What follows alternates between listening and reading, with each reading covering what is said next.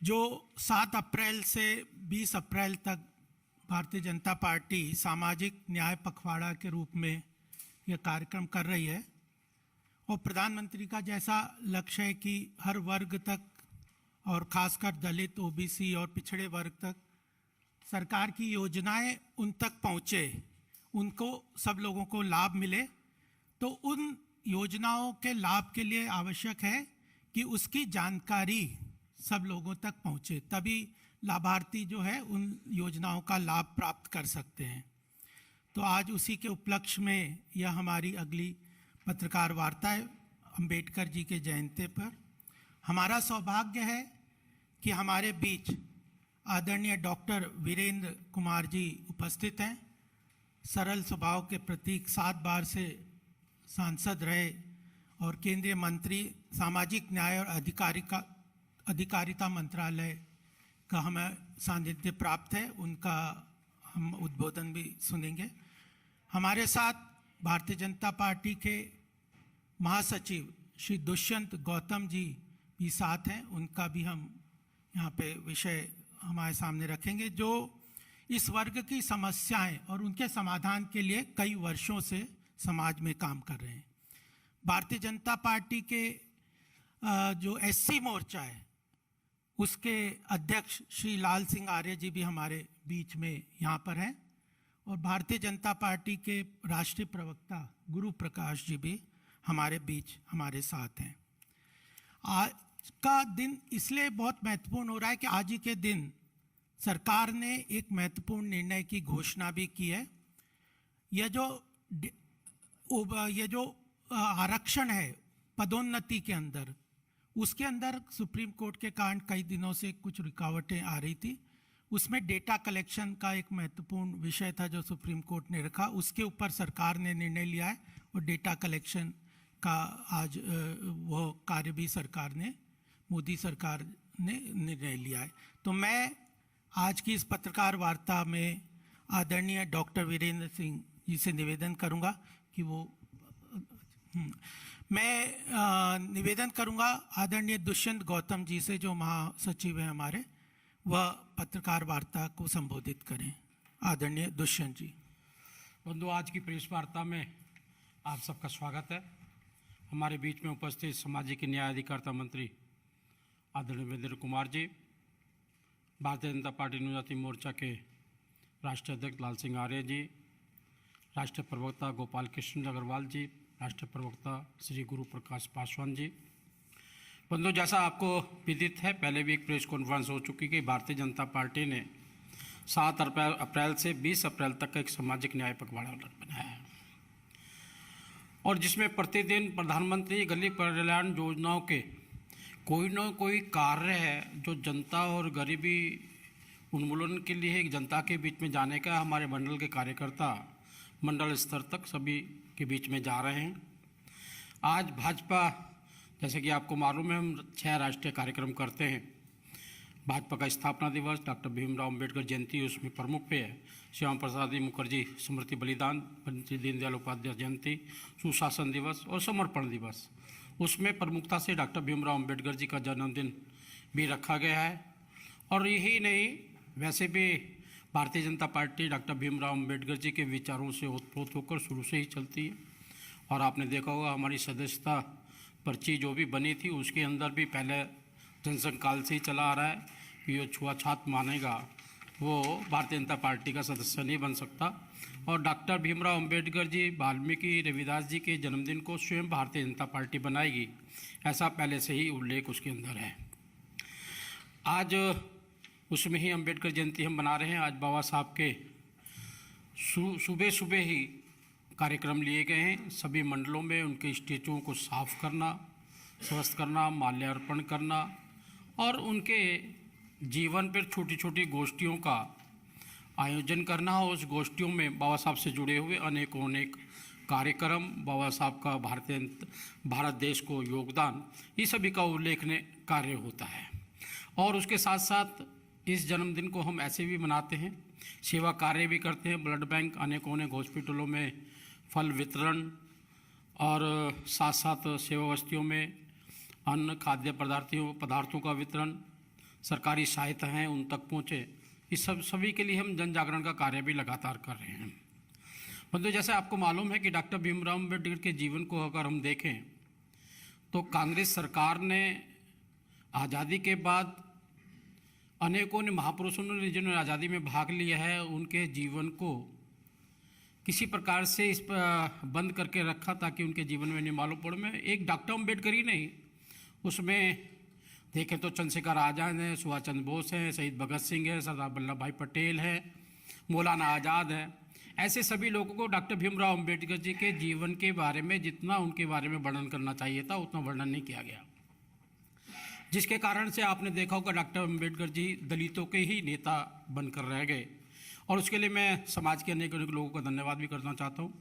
लेकिन मोदी जी के कार्यकाल से पहले जब हमारी गैर भाजपा सरकार बनी थी, आपको मालूम होगा, और गैर कांग्रेस सरकार बनी तो आपको मालूम होगा, डॉक्टर अम्बेडकर जी को सबसे पहले 39 वर्ष बाद भारत रत्न दिया गया गैर कांग्रेस सरकार में। और जिन्होंने संविधान दिया और संविधान के साथ देश चल रहा हो, पार्लियामेंट चल रही हो, उसके अंदर उनका तेल चित्र भी नहीं था। तेल चित्र लगाने का काम किया तो हमारी सरकार ने किया उस समय के अंदर। और इसी प्रकार से आप मोदी जी की सरकार आने के बाद में 26 नवंबर जो एक ऐतिहासिक दिन होता है, जिस दिन देश को संविधान समर्पित किया गया था, उसका उल्लेख आज़ादी के बाद कभी भी नहीं किया गया।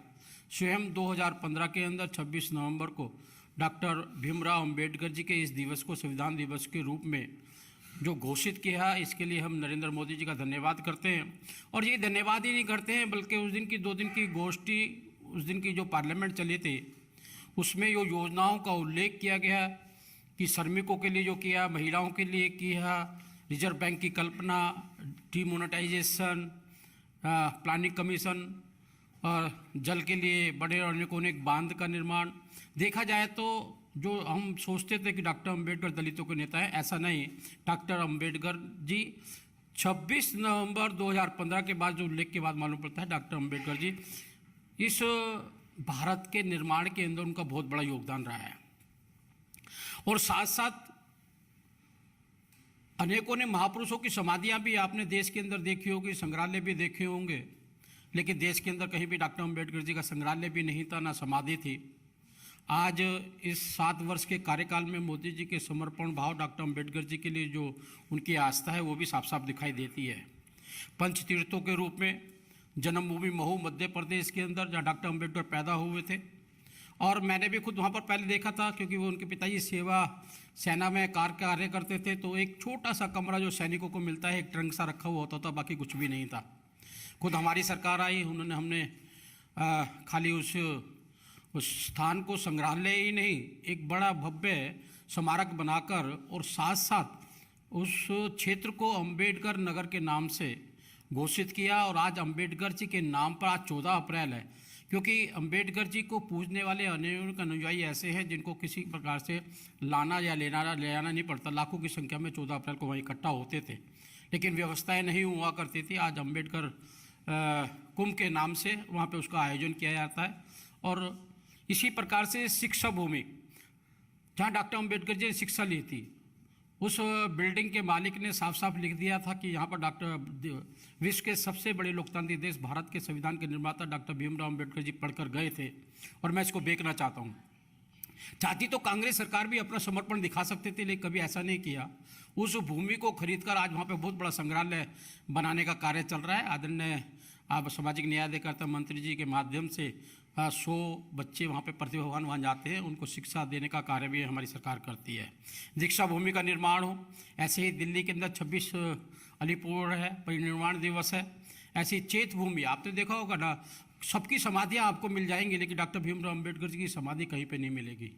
ये श्रेय अगर किसी को जाता है, ये आदरणीय नरेंद्र मोदी जी को जाता है कि जिन्होंने बॉम्बे के अंदर जिस समय उनकी जहाँ पे मृत्यु हुई थी, 26 अलीपुर रोड परिनिर्वाण दिवस जहाँ पे हम मनाते दिन है वो मनाते हैं, जहाँ से उनकी डेड बॉडी को ले जाने के लिए दिल्ली में उनका अंतिम संस्कार नहीं करने दिया 2 दिन, बल्कि वो इंतजार करते हैं कि दिल्ली में कहीं उनका अंतिम संस्कार होगा। दादर में समुद्र के किनारे बॉम्बे में, वहाँ पर उनका अंतिम संस्कार हुआ।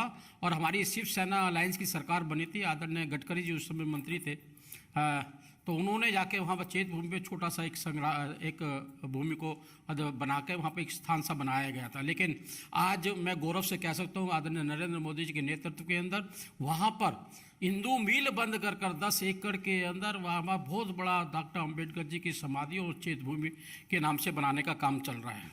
ऐसे ही चिंचोली में संग्रहालय भी है और आज सबसे ज़्यादा आदरणीय नरेंद्र मोदी जी के नेतृत्व में आज़ादी के बाद 12 मंत्री भारतीय जनता पार्टी के अंदर शेड्यूल कास्ट के पहली बार बने हैं। सबसे ज़्यादा सांसद हमारे हैं, सबसे ज़्यादा राज्यसभा में सांसद हमारे हैं, विधायक हमारे हैं लोकल बॉडी के अंदर, जहाँ तक कि राष्ट्रपति जी का भी एक गौरव बनाने वाला कार्य है। 2 गवर्नर हैं, साथ साथ प्रधानमंत्री जी का सफलता दलितों को जो उनका संकल्प था कि मैं दलितों को नौकरी मांगने वाला नहीं नौकरी देने वाला बनाना चाहता हूँ, इसलिए उन्होंने अनेक योजना का कार्यान्वयन किया गया है। और साथ साथ जो उनका संकल्प है, आज हम 80 करोड़ लोगों को भोजन देने का काम कर रहे हैं। अनेक योजनाएं हमारे द्वारा जो चल रही हैं, उन सभी योजनाओं का सबसे ज़्यादा लाभ अगर मिलता है तो दलितों को मिलता है। या वह स्वस्थ भारत योजना हो, कौशल निर्माण योजना हो, उज्ज्वला योजना हो, बीमा सुरक्षा, जन धन योजना, प्रधानमंत्री आवास योजना, अटल पेंशन, इनका अगर सर्वे का अगर करें तो 90% अपने दलित परिवारों को आगे बढ़ाने का काम मिल रहा है, जिसका आज फलस्वरूप आपने देखा होगा 4 राज्यों में जो 5 राज्यों में चुनाव हुआ है और 4 राज्यों में दलितों ने आगे बढ़कर भारतीय जनता पार्टी को वोट दिया है। इसी प्रकार से आदरणीय मोदी जी भी डॉक्टर अम्बेडकर जी की भावनाओं को आत्मसात करते हुए डॉक्टर अम्बेडकर जी को आज सुबह पार्लियामेंट में भी उनको नमन किया, अपना समर्पण भाव की दिखाया और साथ साथ देश के अंदर उनके विचारों को आगे बढ़ाने का काम कर रहे हैं। धन्यवाद दुष्यंत जी। जिस तरह पार्टी और सरकार दोनों ही अम्बेडकर जी के लिए, दलित पिछड़े वर्ग ओबीसी के लिए कार्य कर रही है, उसके लिए मैं अब निवेदन करूंगा डॉक्टर वीरेंद्र कुमार जी से कि वो हम सबको संबोधित करें, प्रेस को। डॉक्टर भीमराव अम्बेडकर जी की 132वीं जयंती के अवसर पर मैं आप सभी को शुभकामनाएं देता हूं, बधाइयां देता हूं।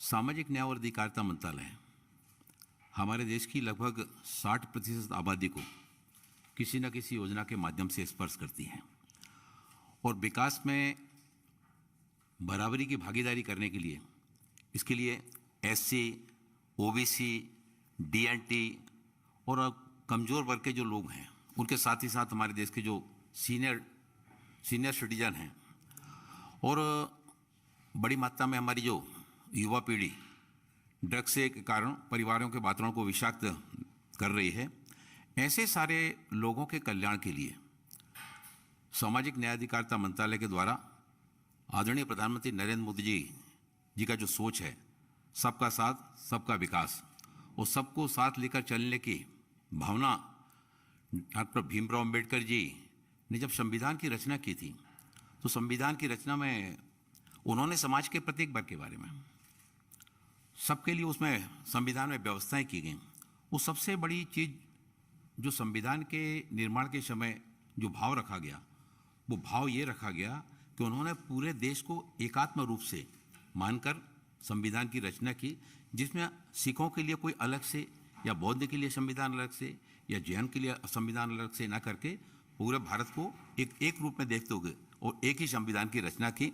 और आज हम देख रहे हैं कि डॉक्टर भीमराव अम्बेडकर जी के द्वारा इतने पहले देश की अखंडता को लेकर जो शुरुआत की गई थी, उस शुरुआत का आज हम वर्तमान स्वरूप देख रहे हैं कि हमारे देश के प्रधानमंत्री आदरणीय नरेंद्र मोदी जी एक जीवन और यशस्वी भारत के निर्माण की जब भावना को लेकर आगे चलते हैं, उसमें सब समाज को लिए साथ में आगे है बढ़ते जाना। हमारे अनुसूचित जाति वर्ग के, हमारे पिछड़ा वर्ग के, हमारे अनुसूचित जाति जनजाति वर्ग के, और इनको शिक्षा और रोजगार के माध्यम से जोड़ते हुए किसी परिवार का एक सदस्य जब शिक्षित और आत्मनिर्भर बनकर आगे आता है, तो वो सदस्य परिवार के साथ ही साथ, और परिवार जब आत्मनिर्भरता के साथ आगे बढ़ता है तो अपने समाज के विकास में भी और अपना योगदान देता है।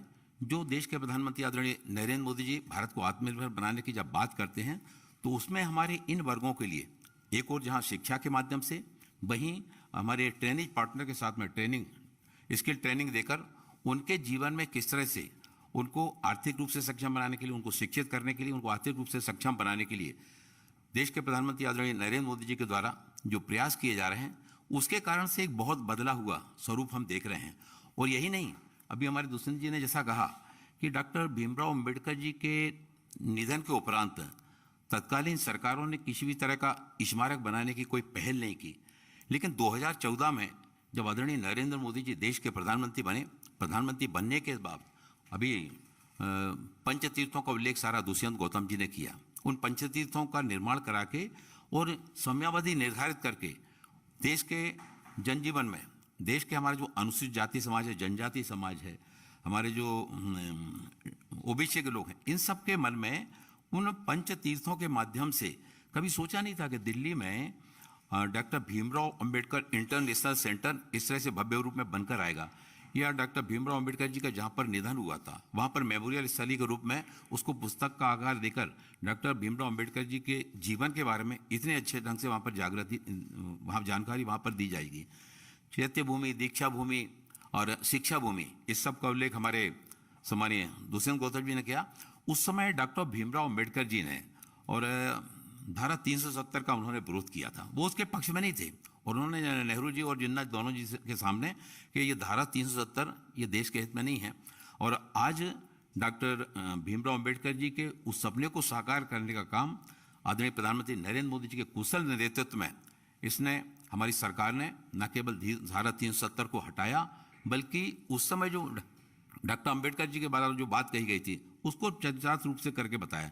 डॉक्टर अंबेडकर जी ने महात्मा बुद्ध के ऊपर एक पुस्तक लिखी थी, और उस पुस्तक के संबंध में उन्होंने प्रधानमंत्री नेहरू जी से अनुरोध किया कि इस पुस्तक की आप 100 प्रतियां खरीद लें, लेकिन डॉक्टर अंबेडकर जी के द्वारा लिखी गई पुस्तक को खरीदने से और नेताओं के द्वारा उस समय मना कर दिया गया। डॉक्टर भीमराव अंबेडकर जी को सम्मान देने में भी कांग्रेस का कहीं कोई योगदान नहीं रहा। डॉक्टर भीमराव अंबेडकर जी को भारत रत्न का सम्मान जब मिला जब केंद्र में भारतीय जनता पार्टी समर्थित सरकार केंद्र में थी, और इसी तरह से पार्लियामेंट के अंदर भी तेल चित्र लगाने का काम भी उसी सरकार के समय किया गया। कांग्रेस ने डॉक्टर भीमराव अंबेडकर जी को केवल उनका नाम लेने का काम तो किया वोट बैंक की राजनीति को ध्यान में रखकर, लेकिन उनको सम्मान देने की दिशा में कोई कदम उनके द्वारा नहीं उठाया गया। आज इस 14 तारीख के जयंती के कार्यक्रम को हम सब लोग सामाजिक समरसता दिवस के रूप में पूरे देश में इसको मना रहे हैं।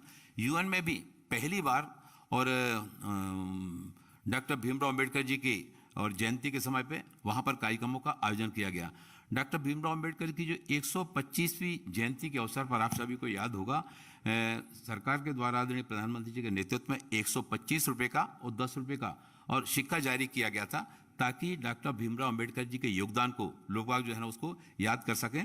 और डॉक्टर भीमराव अंबेडकर जी की ही प्रयासों का परिणाम है कि आज हमारी केंद्र की सरकार एक और जहां SC ST जो हमारी महिला उद्यमी हैं, इन महिला उद्यमियों को अपना काम प्रारंभ करने के लिए और स्टैंड अप योजना के अंतर्गत उनको कम ब्याज की दर पर उनको पैसा दिलाया जा रहा है। उसके साथ ही साथ और जो हमारे अनुसूचित जाति समाज के हमारे युवा उद्यमी हैं, इनको डिक्की के माध्यम से ये न केवल अपना काम प्रारंभ करें, बल्कि काम प्रारंभ करके नौजवानों को रोजगार देने की दिशा में भी उस काम को आगे बढ़ा सकें।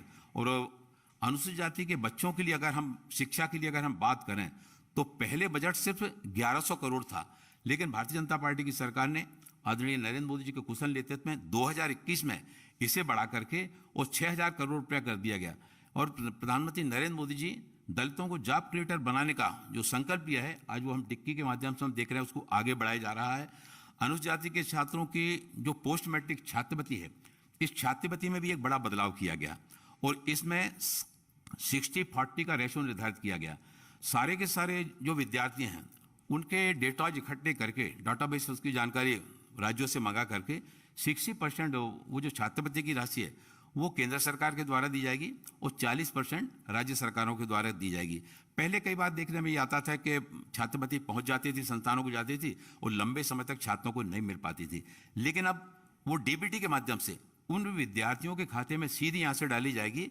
हम 60% राशि यहाँ पहुँचाएंगे और 40% राज्य सरकार देगी। राज्य सरकार अपनी जैसे उन बच्चों के खाते में स्कॉलरशिप की राशि डालेगी, हम यहाँ से एक बटन दबाएंगे और 60% राशि एक साथ सारे विद्यार्थियों के खाते में वो डीबीटी के माध्यम से वहाँ पर पहुँच जाएगी। केंद्र सरकार ने 2022-23 के लिए जो बजट के लिए इसके लिए प्रावधान किया 3.61% एससी के लिए और 2.36% एसटी के लिए ये प्रस्तावित की है। प्रधानमंत्री आदर्श ग्राम योजना की अगर हम बात करें तो प्रधानमंत्री आदर्श ग्राम योजना जहां 50% से ज़्यादा आबादी अनुसूचित जाति वर्ग के लोगों की होती है, ऐसे लगभग 27,000 गांव और इसमें 2024-25 तक उनका कायाकल्प करने के लिए सामाजिक न्याय अधिकारिता मंत्रालय के माध्यम से इस काम को आगे बढ़ाया जा रहा है। राज्य सरकारों के द्वारा दलितों के लिए जो सब प्लान बनाया गया है, उस सब प्लान में भी केंद्र सरकार 100% की राशि का योगदान उसमें करती है।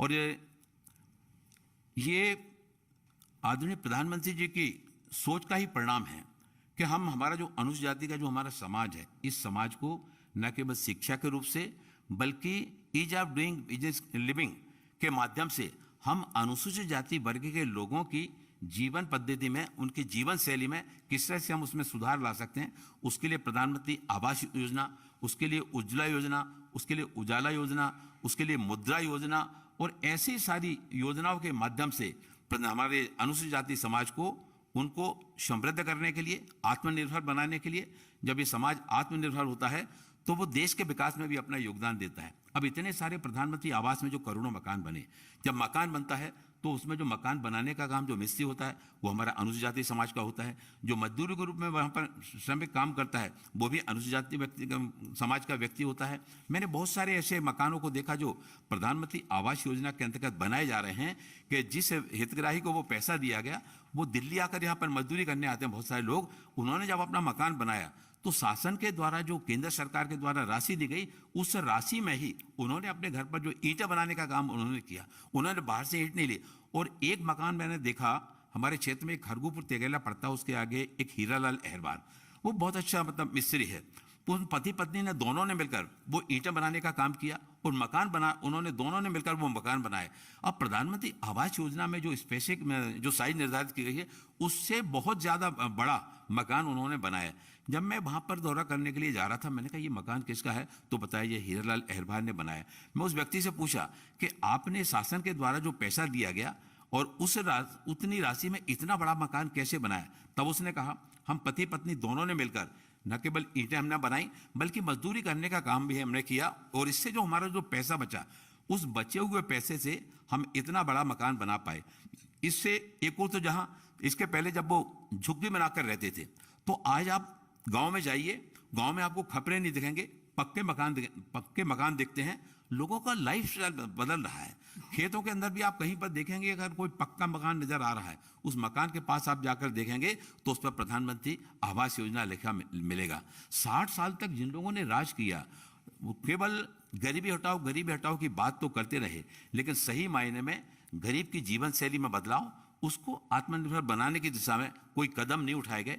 देश के प्रधानमंत्री आदरणीय नरेंद्र मोदी जी ने डॉक्टर भीमराव अंबेडकर जी के सपनों को साकार करने की दिशा में ये इतनी सारी जो योजनाएं आई, इन सारी योजनाओं के माध्यम से एक और उनके मकान बन रहे हैं, उनके बच्चे शिक्षित होकर आगे बढ़ रहे हैं और वो बच्चे शिक्षित होकर अच्छे जॉबों में भी जा रहे हैं। अब वो ठेकेदारी भी करने के काम में भी आगे आने लगे हैं। प्रधानमंत्री और आयुष्मान भारत योजना के माध्यम से उस गरीब व्यक्ति का जिसका कार्ड बन रहा है, आज वो उससे 5 लाख रुपए तक का अपना इलाज करा पा रहा है। बहुत से गरीब पहले हम लोग के पास आते थे कि हमारे परिवार में किसी को कैंसर हो गया, उसको किडनी की बीमारी हो गई है, हार्ट की बीमारी हो गई है और हमारी आर्थिक स्थिति ऐसी नहीं है कि हम इतना महंगा इलाज करा सकें। लेकिन ये सारी की सारी योजनाएं एक और जहां गरीब परिवार के हमारे जो अनुसूचित जाति वर्ग के बंधु थे उनके जीवन में एक और सुगम्यता ला रहे हैं, आत्मनिर्भरता का भाव ला रहे हैं और आज वो बड़ी प्रसन्नता के साथ में, अब उनको बारिश में ये चिंता नहीं रहती कि बारिश होगी तो हमारे घर में पानी चुएगा, गर्मी में और हमको मतलब बगैर छाया के अभाव में कपड़े लगाकर हमको अपना दिन और रात निकालना पड़ेंगे। ये योजनाओं का क्रम और लगातार तो चल ही रहा है। इसके साथ ही साथ 2015 से अभी तक SC, ST, OBC के वो 10 करोड़ से अधिक लोगों को मुद्रा लोन दिया गया और इसमें भी कुल खातों में 50% मुद्रा लोन से जो राशि दी गई उसमें 50% से अधिक लोग SC, ST और OBC के हैं, जिनके जीवन शैली में, परिवारों में आज एक बहुत बदला हुआ दृश्य देखने को मिल रहा है। सामाजिक न्याय अधिकारिता मंत्रालय एक और जहां बच्चों को शिक्षित करने के लिए उनके लिए फीस की व्यवस्था करती है, वहीं उनको कोचिंग के लिए भी व्यवस्थाएं कर रही है।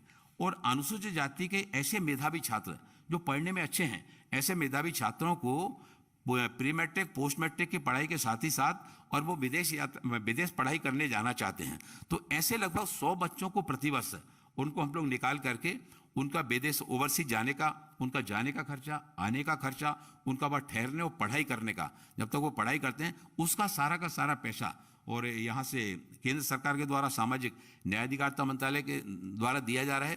इससे मैं देख रहा हूँ कि अनुसूचित जाति का वो नौजवान, वो हमारा छात्र जो कभी सपने में नहीं सोच पाता था कि मैंने यहाँ तक पढ़ाई तो कर ली, लेकिन इससे आगे की पढ़ाई करने के लिए हमको जाना है, कोई विशेष कोर्स करने के लिए जाना है, पीजी करने के लिए जाना है, कोई रिसर्च करने के लिए जाना है, और अब पैसों के अभाव में वो बाहर नहीं जा पाता था।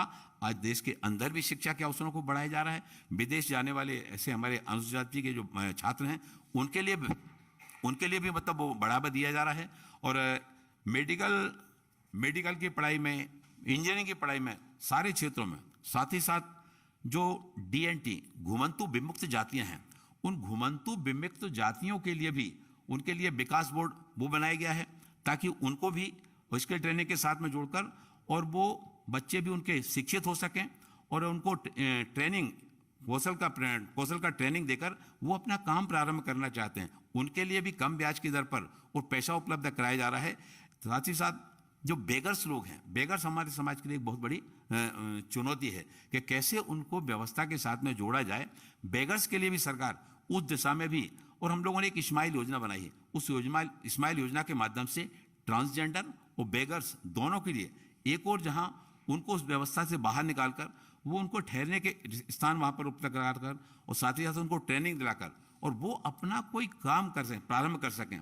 काम प्रारंभ करने के बाद ऐसी हमारे जो अनुसूचित जाति की हमारी बहनें हैं जो स्व सहायता समूह बनाकर काम कर रही हैं या कुछ इंडिविजुअल रूप से भी काम कर रही हैं, उनके द्वारा निर्मित सामग्री को एक मेलों के माध्यम से, प्रदर्शनी के माध्यम से उनको विक्रय की सुविधा भी उपलब्ध कराई जा रही है।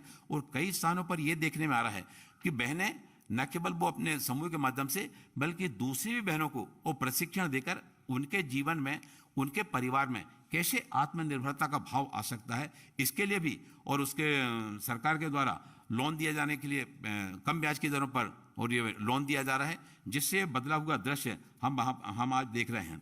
हमारे अनुसूचित जाति के जो युवा उद्यमी हैं, युवा उद्यमियों को भी और उनको स्टैंड अप योजना के अंतर्गत अपना काम प्रारंभ करने के लिए सरकार जहाँ एक और योगदान दे रही है, वहीं सार्वजनिक जो उपक्रम है वो सार्वजनिक उपक्रम 4% सामग्री जो है ना वो ऐसे समूहों के द्वारा या ऐसे ग्रुप के द्वारा जो निर्मित की जाएगी, वो चीज निर्धारित किया गया 4% सामान वो इस तरह के समूह से करे जाएंगे। हमारे सरकार के द्वारा पहली बार और जनजातियों को भी वन उत्पादों पर MSP देने की पहल वो प्रारंभ की गई है, पहली बार जो है ना। और ये सारे काम होने से आज हमारे, चाहे वो SC की हम बात करें, ST की बात करें, OBC की बात करें, और आने वाले समय में हम बेगर्स के लिए भी और हमारे ट्रांसजेंडर के लिए भी और घुमंतु विमुक्त जातियों के लिए भी, उनके लिए घुमंतु विमुक्त जातियों के लिए एक विकास कल्याण बोर्ड की स्थापना की गई है, जिससे उस समुदाय के बंधु भी जीवन में आगे बढ़ें, शासन की योजनाओं का लाभ लें और डॉक्टर भीमराव अंबेडकर जी के सपनों को साकार करने के लिए देश के प्रधानमंत्री आदरणीय नरेंद्र मोदी जी के कुशल नेतृत्व में हम सभी इस सब काम को और बेहतर से बेहतर करने की दिशा में हम लोग अपने कदम बढ़ा रहे हैं।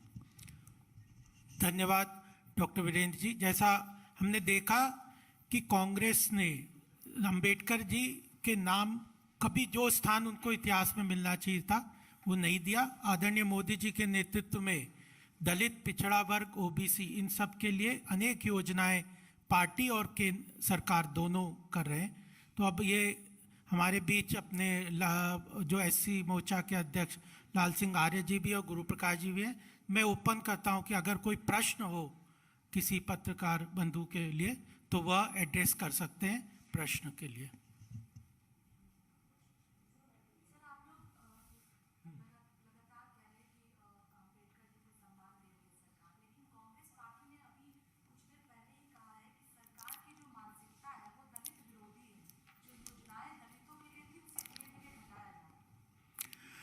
Yes.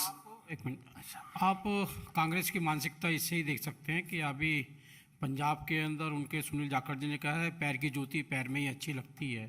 डायरेक्ट उन्होंने वहाँ पर दलितों का अपमान करने की बात की है। राजनीति करना एक अलग विषय है, काम करना एक अलग विषय है। यही सरकार है, यही कांग्रेस है जिसने डॉक्टर अम्बेडकर जी का यहाँ पे संग्रहालय भी नहीं बनने दिया, उनकी समाधि भी नहीं बनने दी। हमेशा भारतीय जनता पार्टी के नेतृत्व में ही दलितों का सम्मान भी हुआ है, आगे भी बढ़े हैं। और आज जो मैंने पहले भी कहा है कि प्रधानमंत्री जी ने लाल किले से कहा है, आज तक ऐसा किसी ने नहीं कहा कि हम नौकरी मांगने वाला ही नौकरी देने वाला बनाना चाहते हैं।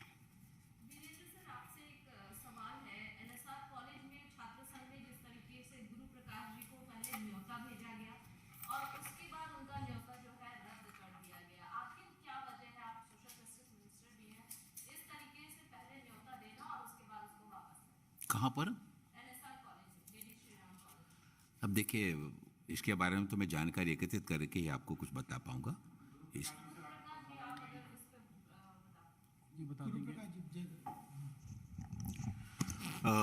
आज अंबेडकर जयंती है और ठीक एक हफ्ते पहले एलएसआर के SC/ST सेल के कुछ छात्रों ने संपर्क किया था कि इस जयंती के अवसर पर आपका एक सत्र रखना चाहते हैं।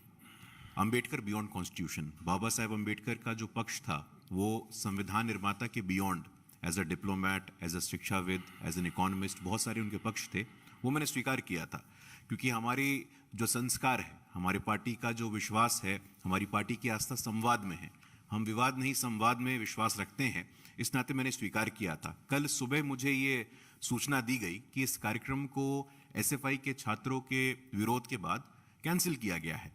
तो ये सूचना आई थी हमारे पास, लेकिन हमारा आग्रह है कि आज बाबा साहेब अम्बेडकर की जयंती के दिन कम से कम आपको समाज के सम्मान का कद्र करना चाहिए था। समाज से आने वाला व्यक्ति, बाबा साहेब का जन्म जयंती, बाबा साहेब का विषय, उस दिन किसी को बोलने से रोकना, खासतौर पे ऐसा व्यक्ति जो समाज से संबंधित है, ये देश के हित में नहीं है और ये वामपंथी मानसिकता का परिचायक भी है। अभी कुछ दिनों पहले हमने देखा कि पहली बार इतिहास में CPM के पोलित ब्यूरो में एक दलित समाज का व्यक्ति आया है। इतने दशक लग गए उनको एक दलित को अपने साथ बिठाने में, दशकों लग गए आपको दलित के अपने साथ बैठाने में। दलितों की बात आप कहाँ सुनना चाहते हैं? ये उनकी सामंती तानाशाही मानसिकता का परिचायक है। धन्यवाद। हाँ, दुष्यंत जी, मल्लिकार्जुन खड़गे साहब का कहना है कि सरकार कॉन्स्पिरेसी कर रही है रिजर्वेशन खत्म करने के लिए। इस पर आप या मंत्री जी कुछ कहना चाहेंगे? मेरा उसमें कहना है कि रिजर्वेशन ख़त्म नहीं कर रहे, ये खाली बात बार बार ऐसा प्रचार प्रसार करते हैं। हमारी सरकार केंद्र में भी काफ़ी समय से चल रही है और राज्यों में भी चल रही है। हमारे मुखिया आदरणीय मोदी जी अनेक समय पर ये बोल चुके हैं कि आरक्षण जब तक ख़त्म नहीं होगा, जब तक आरक्षण प्राप्त करने वाले खुद नहीं कहते हैं। तो इसलिए ये इनका दुष्प्रचार रहा है और दुष्प्रचार के माध्यम से अपने आप को आगे करना चाहते हैं। बल्कि आरक्षण खत्म करने का षड्यंत्र उनके माध्यम से आपने देखा, प्रमोशन में आरक्षण सबसे पहले उत्तर प्रदेश में गैर भाजपा सरकार ने खत्म करने का षड्यंत्र किया था। भारतीय जनता पार्टी हमेशा आरक्षण के पक्ष में रही है और रहेगी। और अब तो आज तो केंद्र सरकार ने पदोन्नति में उसके लिए नया घोषणा की है कि डेटा कलेक्शन सबसे बड़ा रेस्ट्रिक्शन था। सुप्रीम कोर्ट ने बार बार इस बात को कहा कि डेटा नहीं है, इसलिए हम पदोन्नति में आरक्षण नहीं कर सकते। तो सरकार ने उस तरफ एक महत्वपूर्ण कदम उठाया है। डिपार्टमेंट को और सब मिनिस्ट्रीज को कहा है कि आप SC/ST और इनके डेटा कलेक्ट करिए।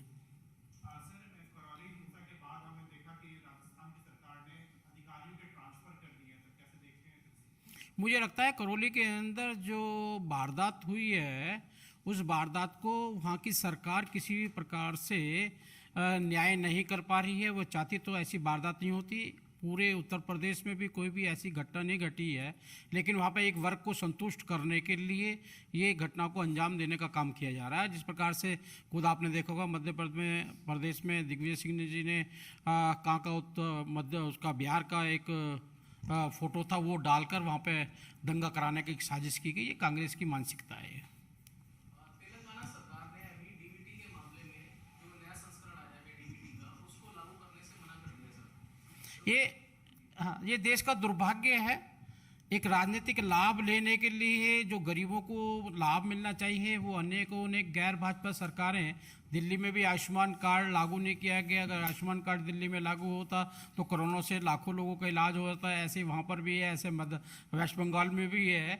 मुझे लगता है कि एक राजनीतिक दल से ऊपर उठकर जनता का बारे में सोचना चाहिए। ठीक है ना? Thank you. Thank you very much.